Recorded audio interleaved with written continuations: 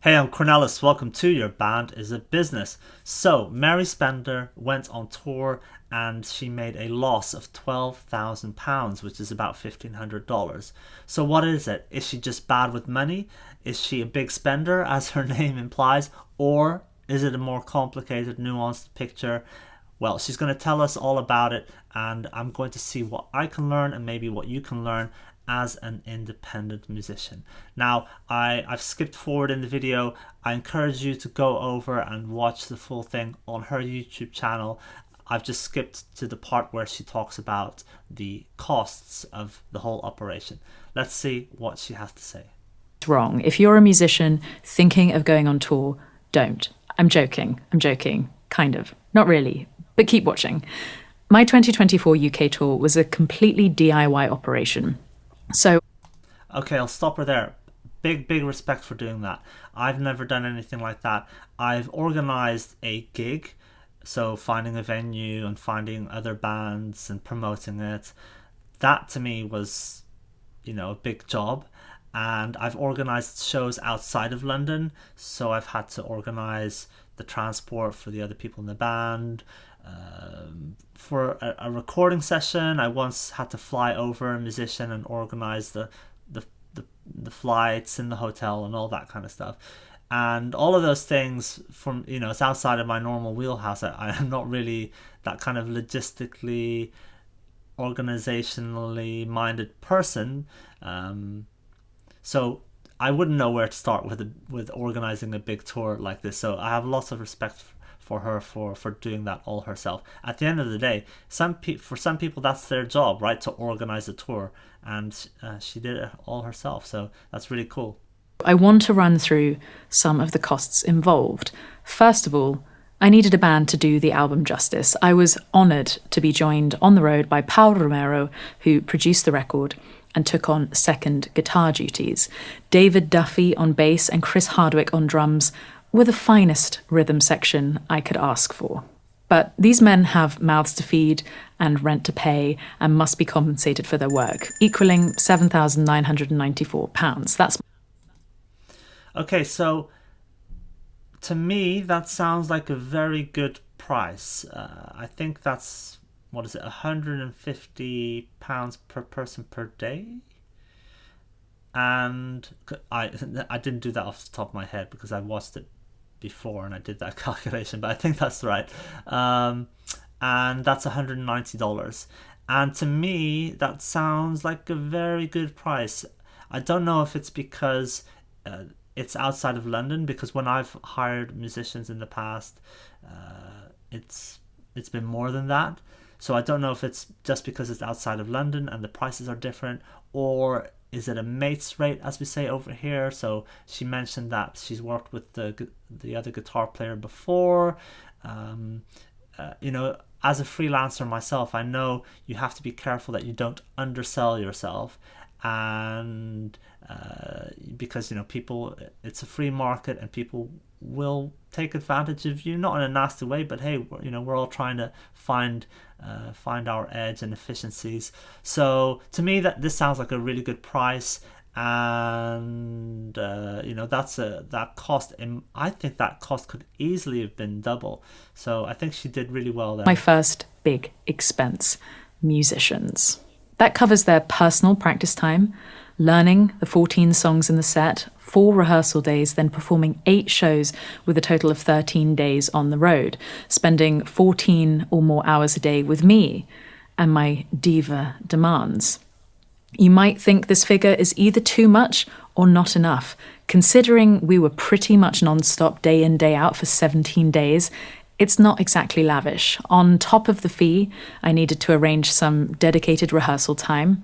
Hiring the space, meals for everybody, and accommodation came to an additional £570.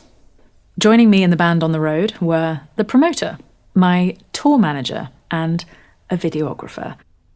So there's a difference between a tour manager and somebody that organizes the tour then. See, I'm learning, right? I haven't got it all figured out, right? So, because she said that she organized the whole tour, and then what does the tour manager do? Does the tour manager kind of make sure that the plan is executed, that everybody sticks to the plan. So Mary put the plan together and organized the whole thing, and then the tour manager makes sure that the plan is executed well. Is that how it happens? I don't know. I'm learning, right? So that's interesting. A tour manager, a promoter, and the videographer that she mentions now. The promoter, what do promoters do? I still haven't figured it out. Because in London, they don't promote. I don't know what it's like in your city or town, but promoters don't promote over here. Because I needed additional help filming for the planned tour vlogs. The promoter and tour manager were sharing the driving and selling the merch. The promoter took a fee, but the other two are, well, they're already on my company payroll. So, yeah, I mean, the other two, they were doubling up as drivers, tripling up, drivers and merch salespeople. So yeah, I mean, that's probably the reality of the music industry, especially at the lower levels, which is people doing multiple jobs, which might be interesting to some people. I think it's interesting to have different things that you can keep yourself busy with. But yeah, that's the name of the game. You have to be able to do several things, and it might be, I don't know. Again, I'm learning. It might be something that people who want to get into the music industry could think about, right? So, okay, I have my license, so I can drive a van, and I know how to do get flyers designed and printed, for example. So it seems to me that if you want to get into the music industry, if you have several skills that you can that complement each other in this kind of situation, then that might be a way to get into the music industry. Okay, so I have the band and I have a crew, but I need somewhere to play. I hired all 8 venues for the tour, which came to £6,874. That's not all up front, as some deducted the balance from any ticket sales they make from their box offices. But I needed to pay deposits and pay some additional freelancer fees, like the occasional lighting engineer. And lo and behold, a problem. It turned out that the venue in Bristol, St George's, being mostly a classical music venue, didn't have their own PA. I didn't know this until it was too late to change the venue, so I had no choice but to hire one for the evening. That's an additional £870.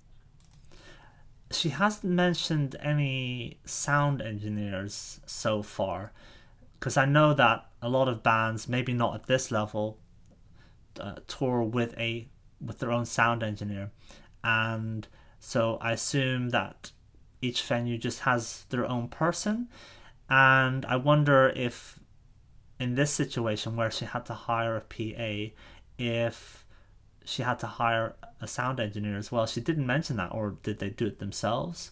I don't know, but that's something that I hear a lot about bands. Obviously, when they're at the big stage of their career, but even at lower levels, I often hear about bands touring with the merch salesperson and a sound engineer. Maybe things have changed. Maybe that was more necessary in the past when there was more variety, as it were, in terms of the quality of the in-house sound system, the PAs and all of that kind of thing. So it was more necessary perhaps to bring your own sound person. Maybe the standards in terms of the quality that you can get from in-house systems is better nowadays, and maybe that means you can just trust the in-house sound system and the in-house engineer. I don't know. If you have any experience with this, let me know in the comments. We also needed to be able to get from A to B. Not everyone is based in the UK, so I needed to book some flights to get everyone in one place, plus several seats for the Mr. Musical Instruments. That's £1,838. Once in the UK, with 7 of us plus gear, we needed a van. That's £1,950 for 2 weeks, plus £444 on fuel. So the classic thing that you hear about is having your own van. Obviously, that is an upfront cost, but yeah, that's potentially where you can have make some savings if you intend to tour a lot. Now, this is the first, as far as I can tell, Mary said that this is the first time she's toured with a band. So how often will she do this in the future? I don't know. But yeah, the stories that you often hear, especially from American bands, is that they have their own van and they drive around. I don't know if that's changed now, because obviously the cost of fuel is a lot more than it was back in the day, back in the glory days of the 1970s and the 1980s, where fuel was cheap and Americans can drive when they're 16 years old. And in Europe, it was always a bit different with the age of driving and the fuel costs. But you would still hear those stories about bands in the 1960s driving around. So yeah, I don't know. That's an investment to make, right? If you are going to tour regularly, and it might not be something that Mary will do at this stage of her career. But this is the reality. This is where you have to spend money in order to physically get around. I also spent £255 on a huge hire car for a few days to pick up an amp, the merch, a drum kit, and a drummer. Okay, transport sorted, but we also needed somewhere to stay for the night, because would you want to sleep upright in a van for 2 weeks straight? Sleep in the van. Well, we're driving. Okay, it's a piece of her original music. Go check it out on her channel. I'll just fast forward because I don't know if YouTube's gonna flag this, whatever, how it works.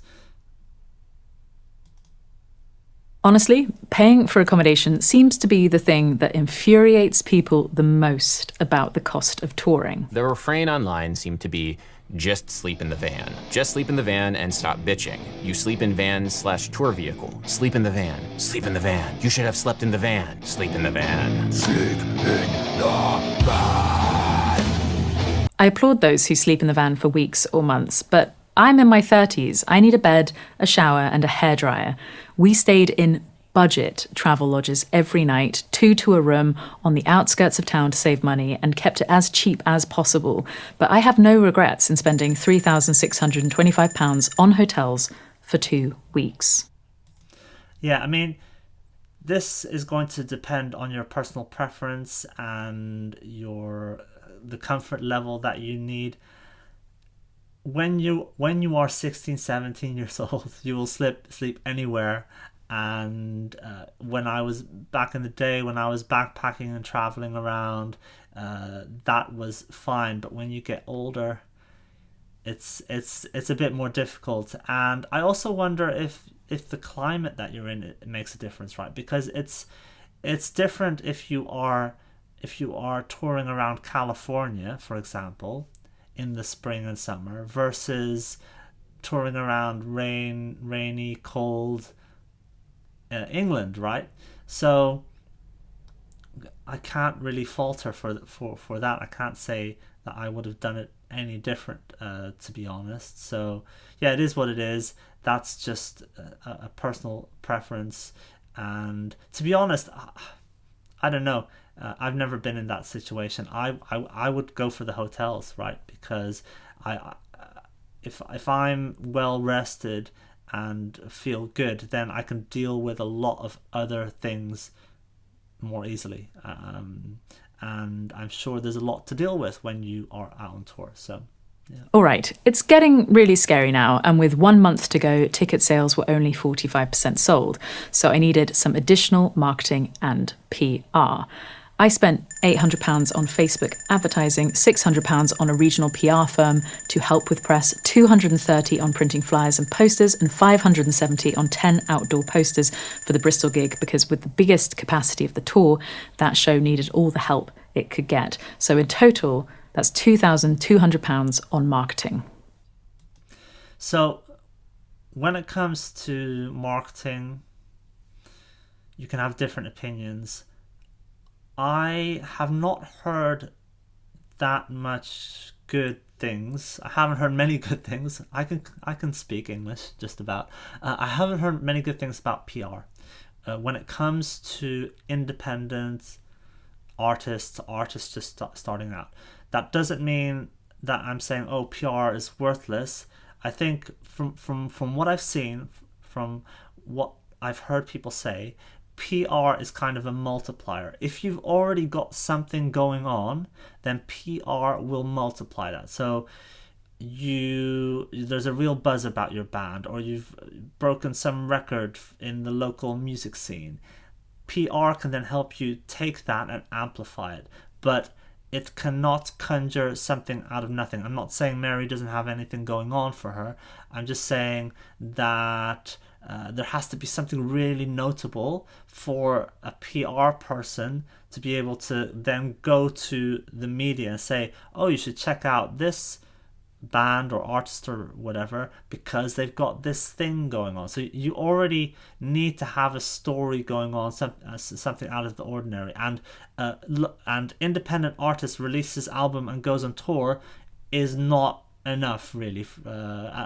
It's not enough for a PR agency or a PR person to get a hold of and make use of. So Facebook ad, I would do the same thing. I would do that, but I personally I wouldn't immediately think of hiring a PR person.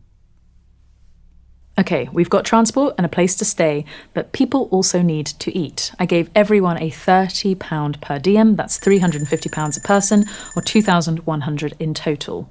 The UK is not a cheap place to exist at the moment, especially when you're mostly eating at service stations on the road. If you want to eat some fruit or vegetables, that doesn't go very far. So I also bought us breakfast a couple of times, and then there's the rider for the shows, which was very basic, a couple of bags of crisps, waters, bananas and beers. In fact, the only time the band came close to conflict was over who kept eating all the f***ing crisps. Who? Me? So £30 a day, what is that? Is that $45? I don't know. The thing is, as you probably know, it's cheaper to go to the supermarket and buy food and prepare it yourself than it is to eat out. And you can nip down to Sainsbury's or Tesco's or whatever to get lunch, but when it comes to breakfast, especially when you're traveling, then it's easier just to go to one of these service stations. So and something that you have to take into account as well is that you might have certain things that you want to eat or feel like you can live off of, right?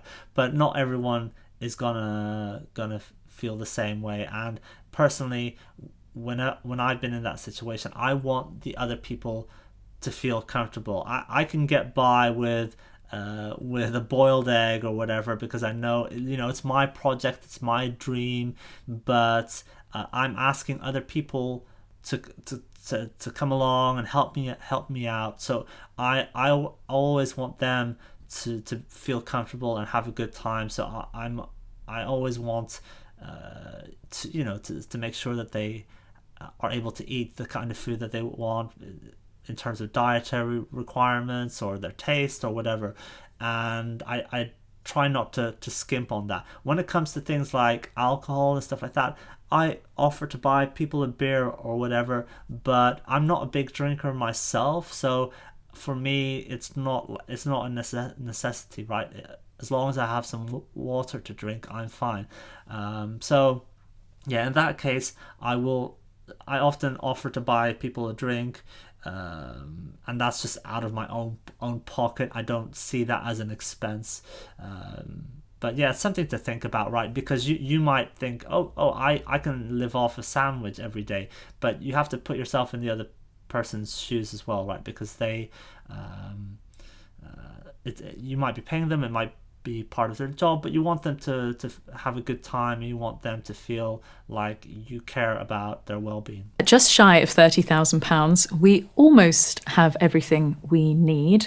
I splashed out on a custom super sexy drum skin, that's £130, and an insurance package, public liability, equipment and cancellation and illness, that's £1,274 for just peace of mind, because accidents happen. And accidents did indeed happen, as during the London show, my Heartbreaker guitar was broken. The venue's insurance should cover it, but that'll take time to come through. And so in the meantime, that's £40 for a replacement hire and £53 to ship the broken guitar off to France for repair. I'm surprised that she didn't have a backup guitar. That's what she's implying, if she had to hire a replacement guitar. If I went out on tour, I would bring 2 guitars. That's what I would do. At this point, I'm starting to feel a little sick about how much everything is costing, especially since ticket sales were moving very slowly, about 1% a day, no matter how much I pushed. Overall, I sold 63% of available tickets across the tour. That's just over 1,200 tickets, with gross ticket sales coming in at £25,225. So I don't know if that's a good number, if that's a good success rate compared to I don't know what the benchmark is. I'm at the level where I'm super grateful if 5 people turn up to one of my gigs, and then obviously the other bands bring people as well. But yeah, to me that's amazing. Wow, 1,200 people came to see you, to see your band. That's amazing. But whether a 60% sales rate is good or bad, I don't know. From everything that I've seen and heard people in the industry say, they often say that it's better to sell out a smaller venue and disappoint people than it is to have a room, a space that's too big for what you really need and that you undersell. So I don't know. Look, it's when it comes to this tour, she's organizing herself, and I don't know if she did any research to figure out where she should perform. So maybe she has an email list, for example. Well, she does have an email list, but I wonder if she's put out a questionnaire to find out where her fans are, basically, or she looked in Spotify and other platforms like that to see where her listeners are. I assume that she did that, but maybe she performed at venues that were a bit too big, and maybe you could argue, actually, if you had chosen smaller venues, and then you would have sold them out. But then again, then she might have thought, okay, then the tour isn't viable at all, because up in advance she planned out how much everything would cost, and then off of that she thought, okay, then that means I will need to sell at least X amount of tickets, so I need venues that hold that many people. So I can understand that that is how she worked it out. But if in general, from what people in the industry seem to say, is that if you can, you should play venues that are too small, as it were. Basically, you want to sell out your gigs so that people feel the FOMO. They think, oh gee, next time I need to get tickets early. I'm not at that stage at the moment. So once again, I have so much respect for Mary for what she has done, and I just want to learn from her, and that's, at the end of the day, that's why she's made this video, right, to share her experiences so that other people can learn. By the way, if there are some jarring skips in this video, it's because I'm getting an ad on this video and then I skip ahead, so that's what's going on. Unfortunately, a big problem was caused by taxes not being added to the individual ticket prices when they were listed, meaning I became responsible for that value added 20%, meaning a fifth of the ticket income disappeared. in an instant. My business being VAT registered, but the promoter not being, and the costs being divided up between us complicates things greatly. I'll eventually be able to claim back VAT on the invoices I paid for directly, but not the others, so the final ticket income was greatly reduced. This is a mistake I will not make again. Yeah, I mean, this is the school of hard knocks, right? Where you don't know something until it happens, and in this situation, she didn't realize that that VAT would have to be taken into account. You know, that I would not have thought of that. Maybe, I don't know. It's not until you actually start doing things that you start to learn everything that goes on, right? And then you learn from mistakes, and Mary in this case has learned something, and she's sharing that so that we don't make that mistake in the future. But that would have meant that the ticket price would have been higher, and then maybe she would have had less sales. I don't know.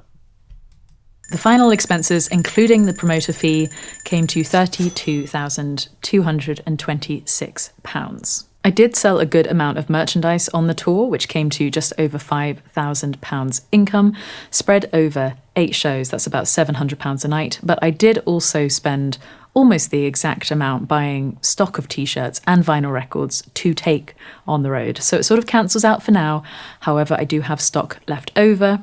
If you like what you see, head over to my store, link in the description below. That cost could also be seen, obviously, as an investment.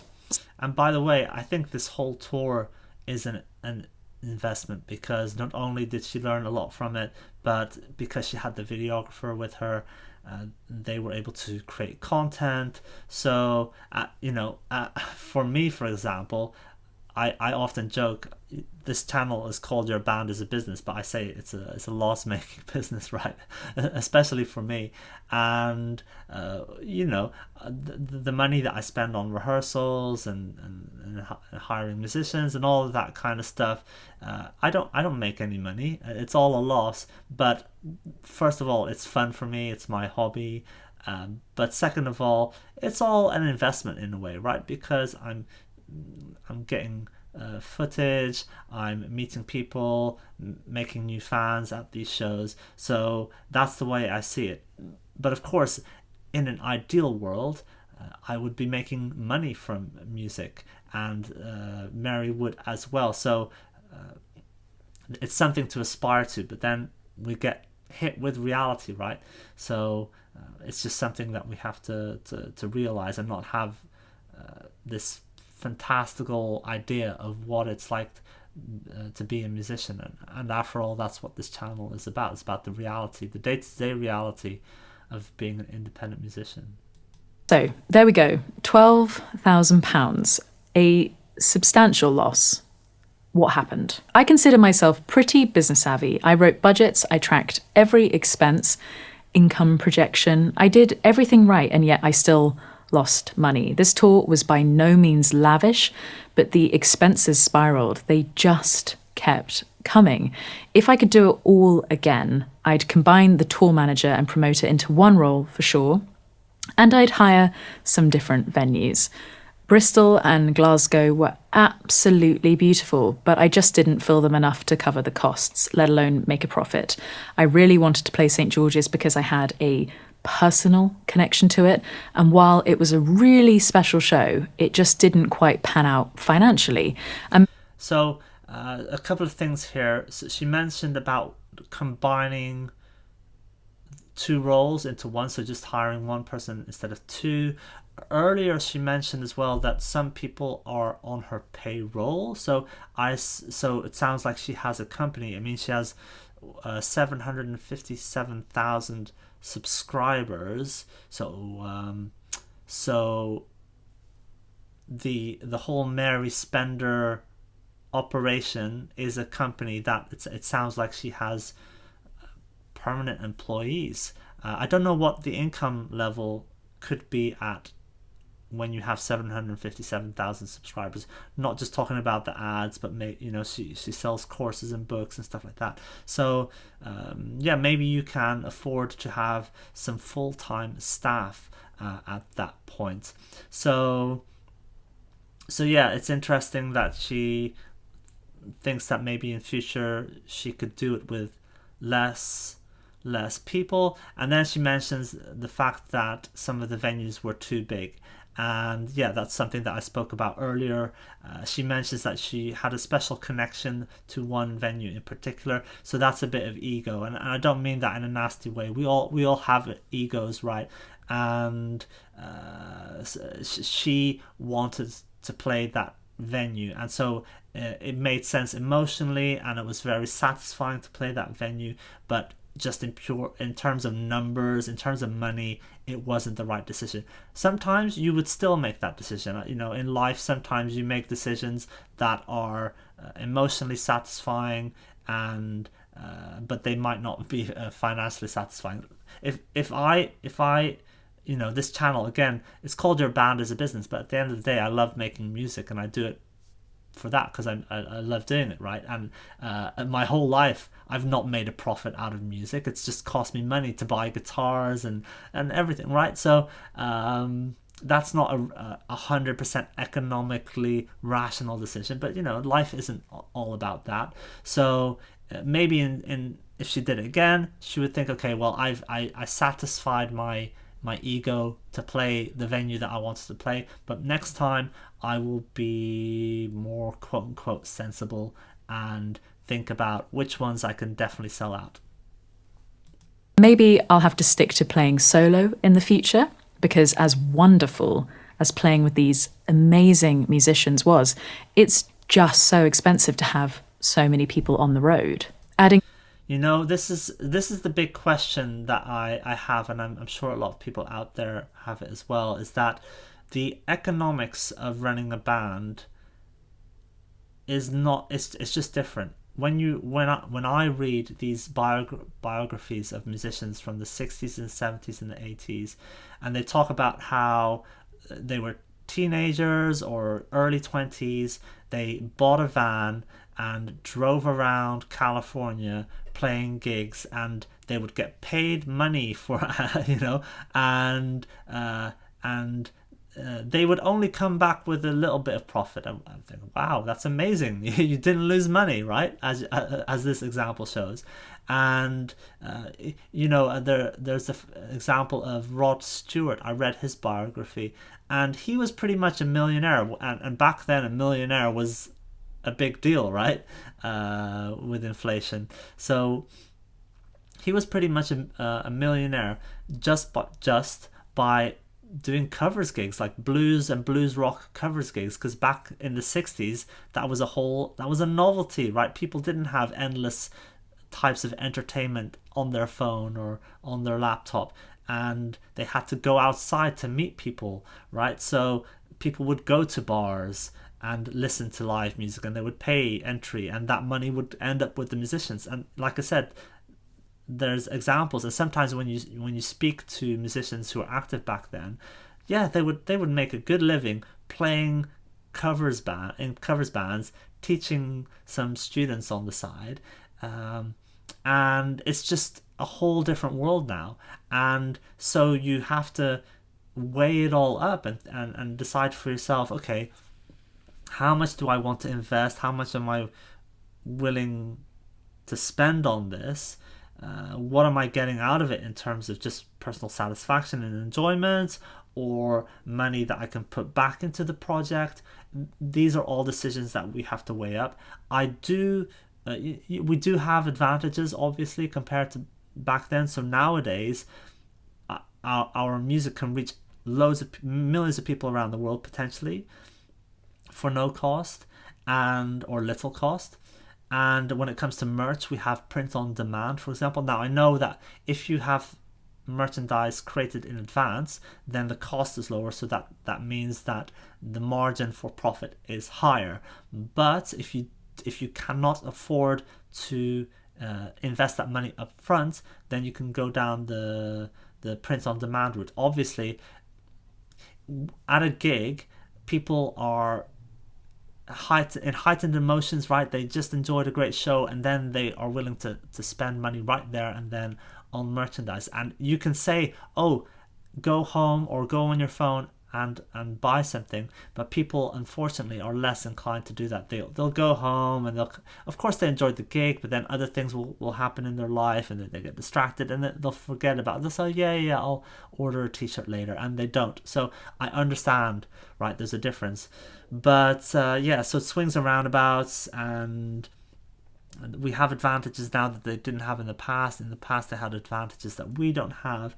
But it's interesting that she's thinking, well, maybe in future I should just stick to solo tours, and maybe when she has a bigger audience, then she can afford to bring out a band on tour again. Now I'm not at that stage really, so excuse me. This is just hypothetical thinking, but something I've thought about is to combine small solo shows with band shows, because I've seen people that say that they've made quite a nice amount of money from doing house shows. So basically, fans will host you to perform in their living room, and that means that there's no cost in terms of hiring a venue. You do have to be careful about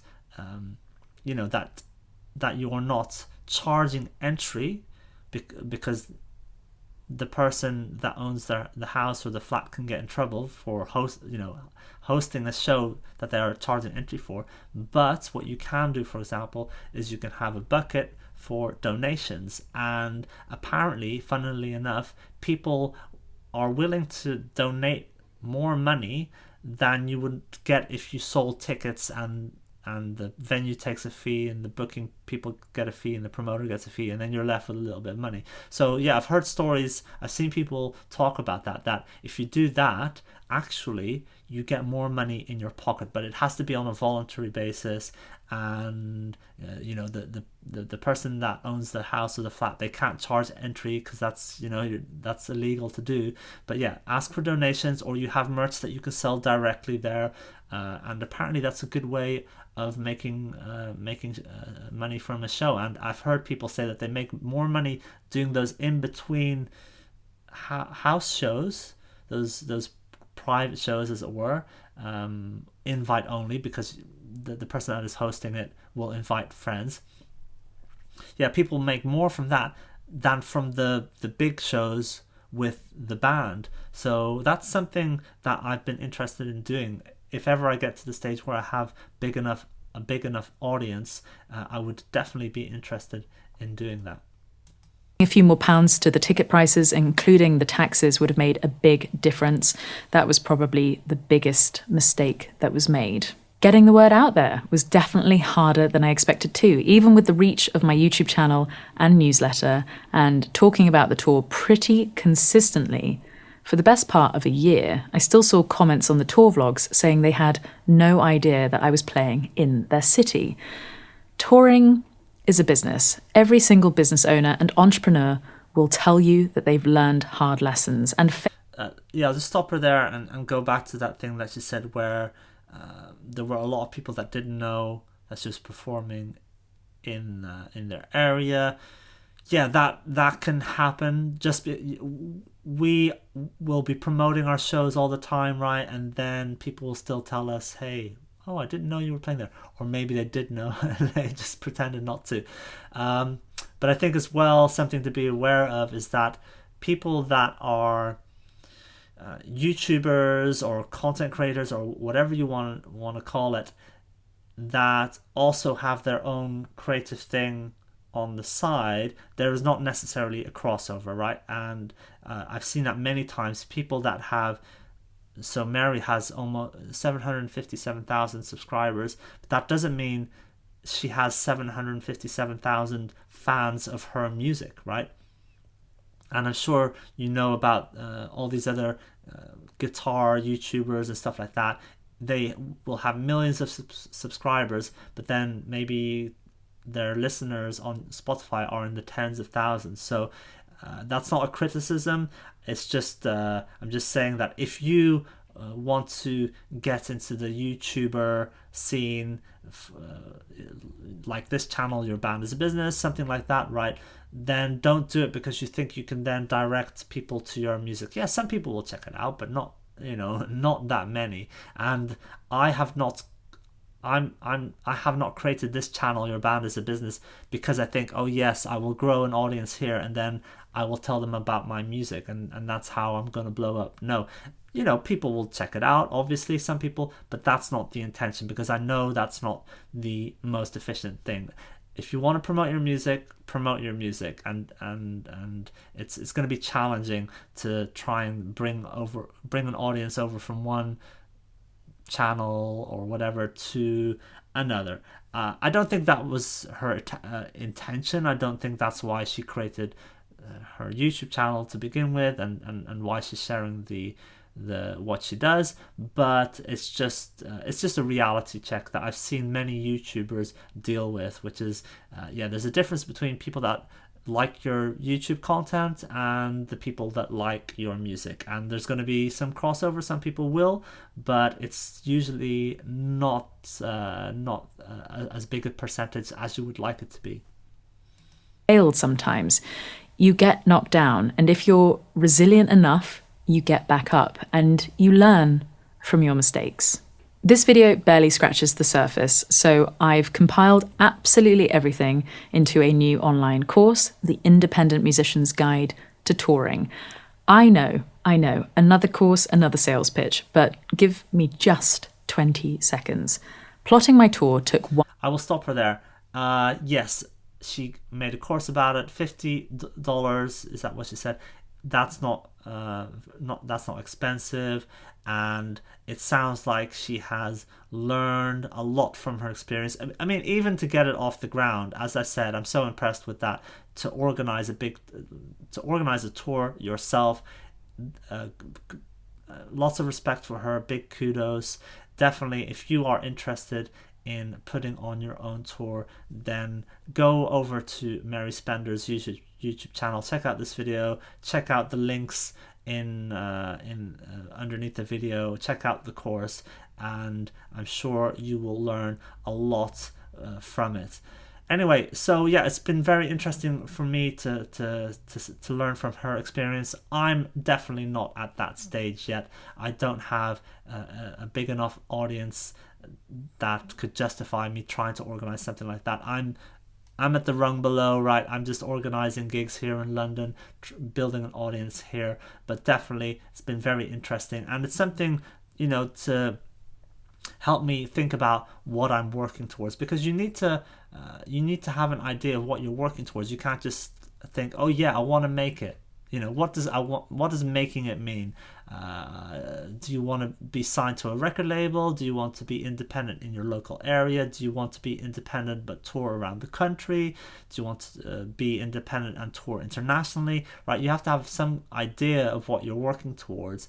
And for me, my priorities are releasing original music regularly. It's at least playing local shows, and it's about building a fan base for my music, and that is mostly done online. As much as I love playing music and performing with the band, and people, I obviously make new fans. People come up to me afterwards and like, oh wow, I really enjoyed that, but the scale of that is just not the same as online, unfortunately.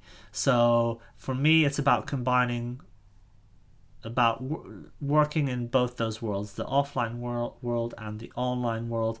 And so for me, it would be insane to try and organize a tour, to put that much time, effort and money into it. And yeah, how much did she invest up front? £30,000, which, yeah, I don't know how much income you get when you're a YouTuber at this size, but that's, for most people, that would be a very substantial investment on the scale of an investment in a quote unquote real business, right? You could get a real business off the ground with that. You would go to a bank and say, hey, I've got a business idea and I need £30,000.